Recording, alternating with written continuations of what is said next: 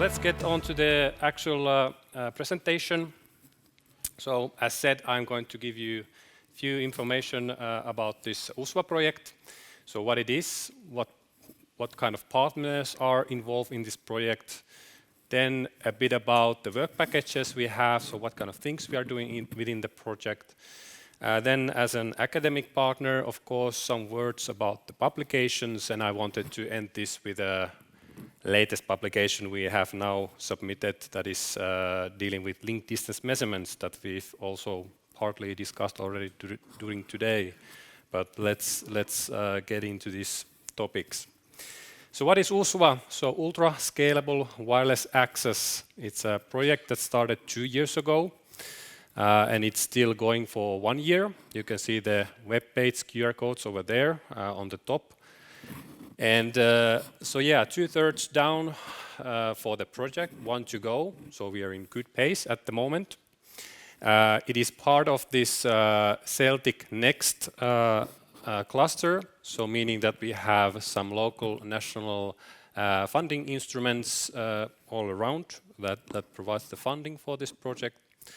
And as mentioned here, the focus is on how to best utilize this DECT 2020 new radio, or as it's been called here, the NR+,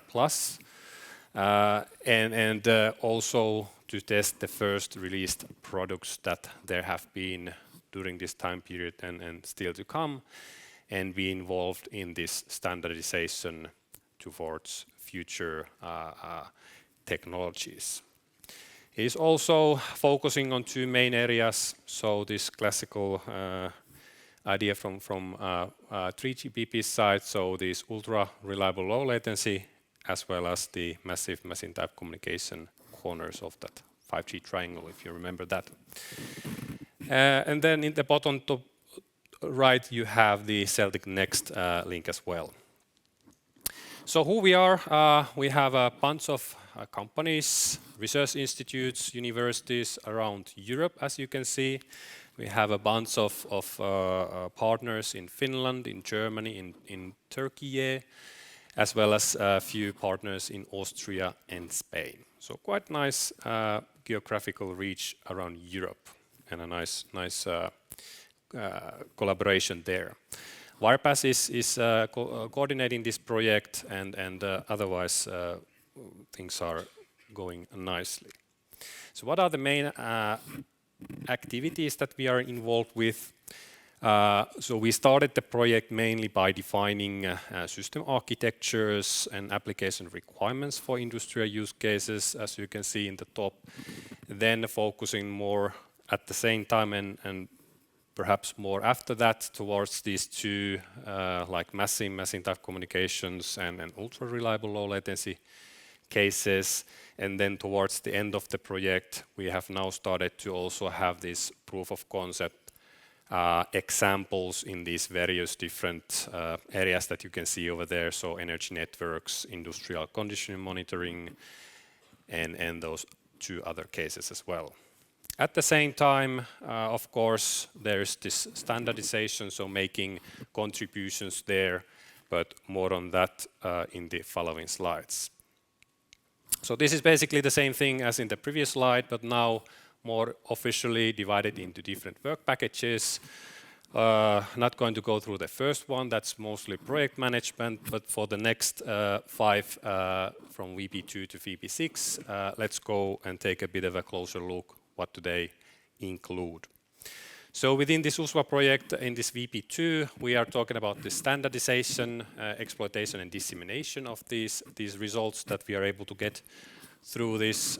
You can see in the bottom that we have 4 different tasks. So it started with market analysis and then a review of other standards that are somehow involved or close by to this DECT NR+. And then, of course, those important standardization, task 2.3 and dissemination are of course quite important ones. So also making sure that the results that we are able to get in these projects get into the world, and when we can see that of course, my preference is having an academic background and working there is to promote those publications that we're able to get from these, as well as these different theses that are made out of this to really also showcase that for the future experts, so to say. VP3 was this system architecture and application requirements work package, and is still, of course. So it started by defining different use cases. So remember, this started in 22 already. So then mostly the companies who were involved were giving out use cases that we were mapping to see what kind of requirements we have for those. So then making sure that we are covering all of those aspects. Then those were, of course, mapped, and we can see in those 6 tasks in the bottom that what kind of things were involved there. So end-to-end requirements and use cases was the starting point, of course. Then defining the architectural requirements, the KPIs for this, also for validation purposes, and then some deliverables focusing on how to actually implement things as well. But 1 year still to go, so some updates there as well coming up. So VP4 is then more about this massive machine type communications in these mesh networks, and this is quite heavily a simulation-based work package. So we've done a lot of simulations that focus on finding out, for example, in the bottom you can see what are the efficient routing and medium access for these mesh networks, what kind of physical layer profiles we would require for this massive scale solutions. Then of course seeing that how they are able to perform. So this performance modeling is of course something that is quite interesting.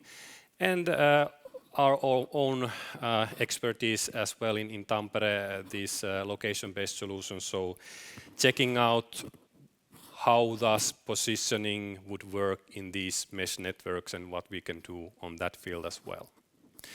A lot of these results coming up here are something that is also went to the standardization side, so making contributions from these as well. Then VP5 is more about this URLC cases in these mesh networks. So you can see on the top right there some comparison of different technologies, where the most greens, so to speak, is coming from DECT NR+, which is a nice thing. So this work package is really about seeing how well these URLC capabilities can be fulfilled in these different industrial environments.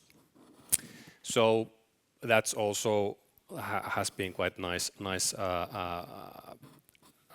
work package in this project.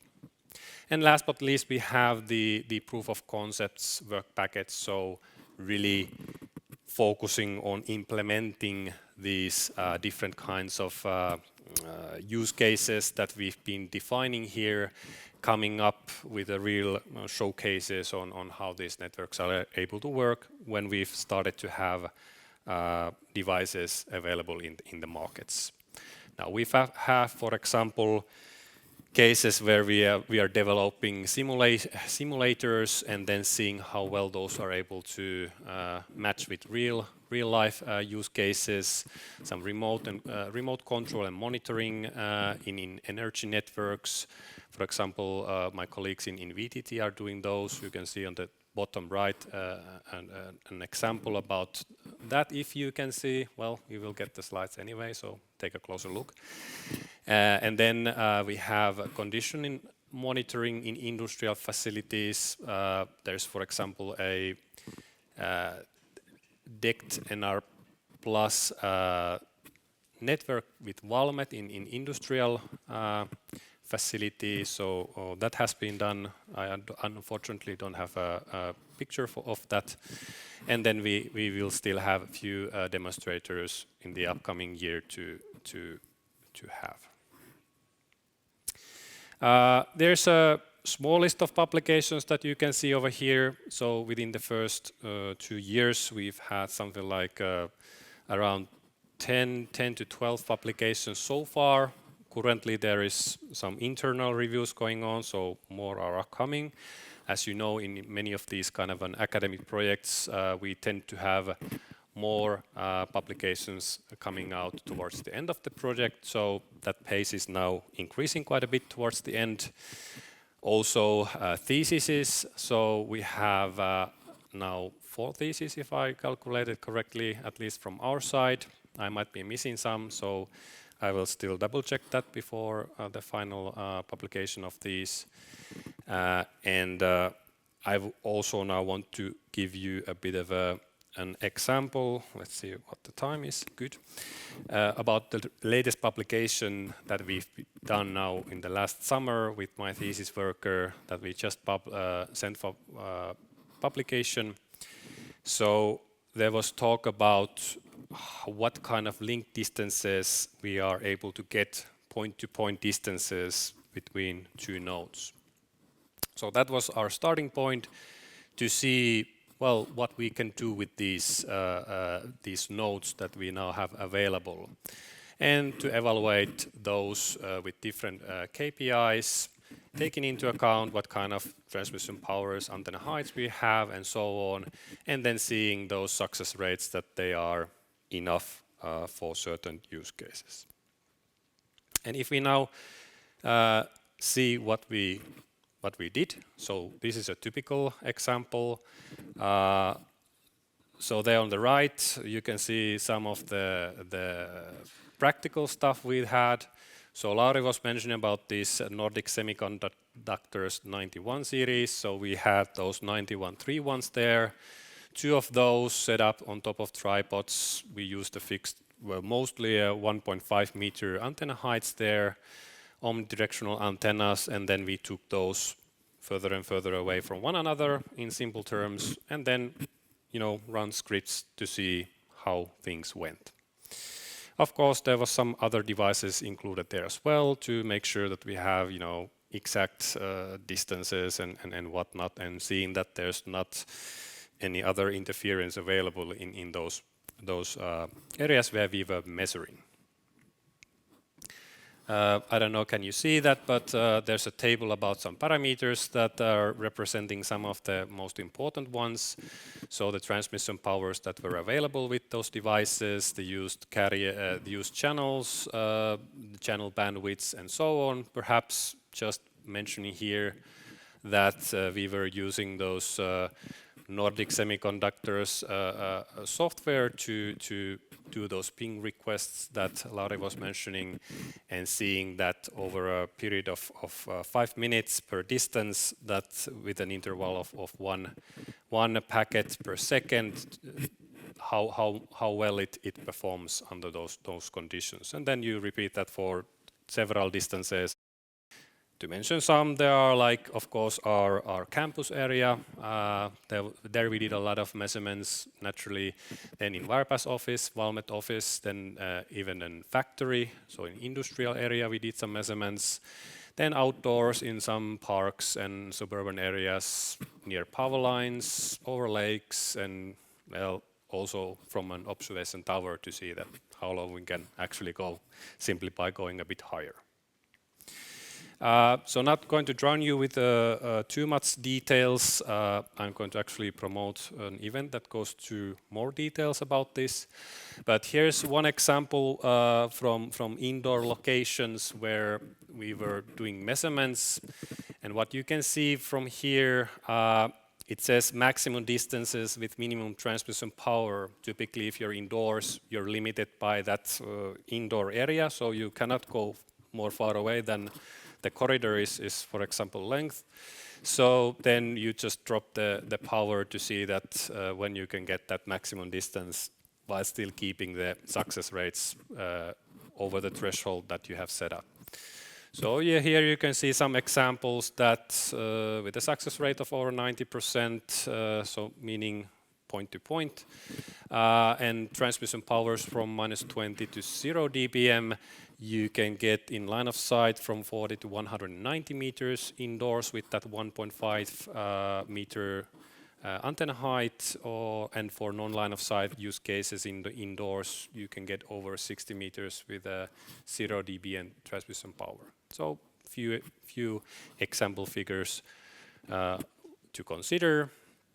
And then for outdoors, was it Christoph who was saying that there was something like 300 meters? Well, here you can see that well, we are not limited by the distance we can walk away from or between the transmitter and the receiver.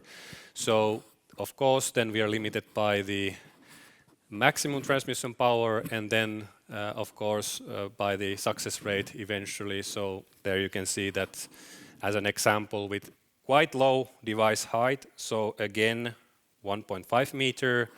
In a line of sight environment, you can reach over 600 meters. So that's something you can pick out from this one. Of course, you can get even more far away if you increase the antenna heights, or you are in some special location like over a lake, but that starts to be a bit special case anyway. And still few results here. So here is some graphs that tries to tell your story about how the signal strength is comparing with the signal to noise ratio as well as the success rates. So the blue color is signal to noise ratio curve, and then the red one is the success rates. In the bottom you have, if you can see something from the small font, those signal strengths. On the left we have indoors, on the right we have outdoor locations. So for each point you can see there, each red dot or blue dot, well, whatever the symbol it is, it's an average value of one distance in one area. So that's 5 minutes per point. So there's few points when you put all of those together time-wise, and also see how many points in total there would be. But we get this kind of curves that tries to tell you a quite natural story, that if you think about that, when your signal strength starts to increase, your SNR starts to quite gradually increase. Whereas with the success rates, it's more of a big drop when you reach a certain threshold. So that's something you can quite easily see from these results. I have more details coming up in a webinar that I also would like to promote here. So in 2 weeks we have an open webinar. There's also a link to that, well, to the websites where you have the registration link. So I'm opening more details about this study specifically there, but there's going to be some other studies as well as part of this USWA project. So a webinar about the results we have been getting during this project. Not going to be the last webinar for sure, as we still have 1 year to go, but the situation we have at the moment within the project. And I suppose that's pretty much my 20 minutes. Quite accurate. Thanks.